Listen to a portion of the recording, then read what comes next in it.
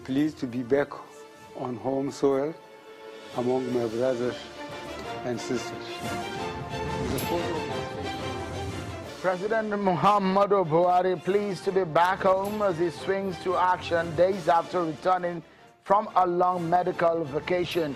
The president says the unity of Nigeria is not negotiable. In demeanor, in words, is this the new Buhari?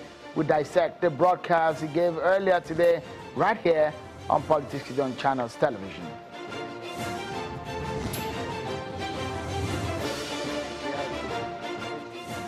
Many thanks for joining in, everyone. This is Politics Today live on Channels Television. I'm Akin in the ever-busy city of Lagos.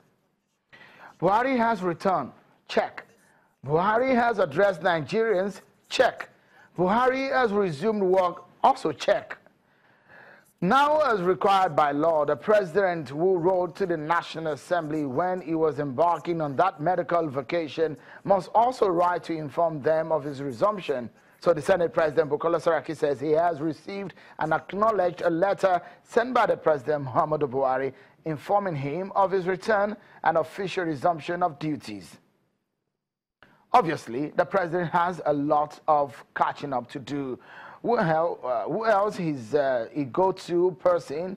It has to be the man who acted while he was away, Vice President Yemi Osinbajo. They met earlier today, which means the president has a good picture of what is on ground. Now, the expectations are high, so he has to hit the ground running like he's just assuming office. Here is an idea of the president's to-do list. Let's show you. He needs to douse tensions coming from agitations. That's maybe one. He also needs to address the issue of restructuring. There's been a very big clamor across the country, and also end the ongoing ASU strike, the strike by university lecturers in the country. He also needs to bring terrorists to their knees, drive corruption away, fix the economy. A whole lot to do as he's back.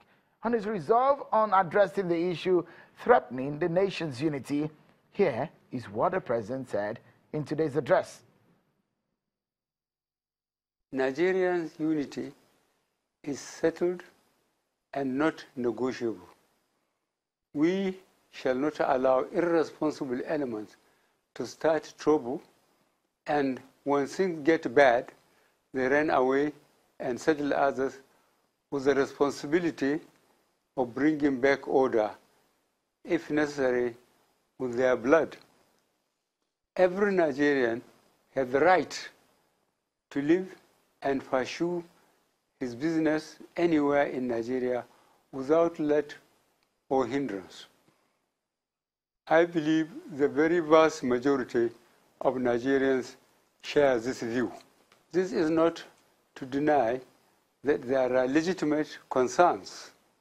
Every group has a grievance, but the beauty and attraction of a federation is that it allows different groups to air their grievances and work out a mode of coexistence.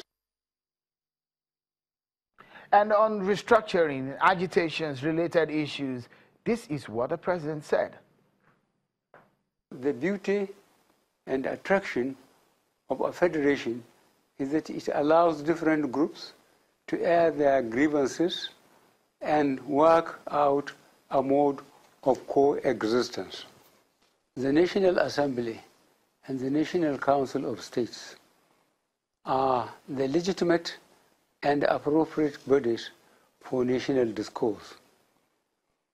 The national consensus is that it is better to live together than to live apart.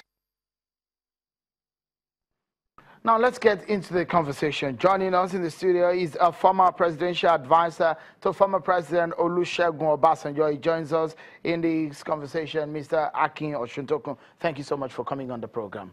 You're welcome. First and foremost, what is your immediate assessment of the presidential address today? The quality is very poor. What do you mean by the quality? The depth, in some cases, even the grammar and the logic. I mean, there was one particular aspect that struck me. The national discourse is conducted through Council of State and National Assembly. That is totally incorrect. What is the media for? In national discourse. He was making reference to, he did say at that point, he was making reference to the fact that this is not to deny that there are legitimate concerns. Every group has grievance, and that the National Assembly and the National Council of State are the legitimate and appropriate bodies for national discourse. I guess he's talking in the area of the agitations. That is not correct. Whatever you want, the arena of national discourse, you as a media person, what are we doing now? Is this not a national discourse? So that is completely wrong. Probably what he meant to say, advised on this or what? Why the speech itself is of very poor quality, and that is just one of the reflections. There are some gaps there, you know, grammatical. Even, I mean, look, a presidential speech is not about only the message you are delivering. It's also about the quality. Right? Having worked with a former president, I mean, you have advised, you've seen scripts, you've seen addresses by the president that you've worked with. On the eve of that kind of address, what usually happens? Well, that's what I'm saying. Look, the president embodies the nation, right? So when, for instance, President Buhari is giving an address, the audience is not only Nigeria, you know, there's also the international community.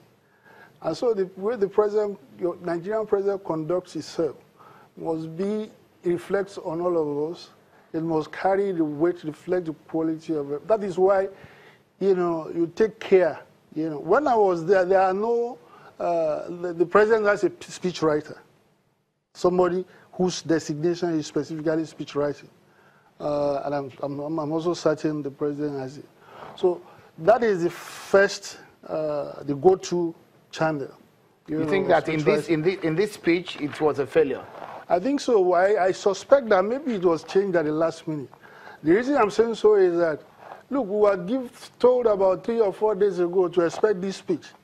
So this speech could have been written in far better, with a far better superior quality. I mean, especially if you have days to prepare for it.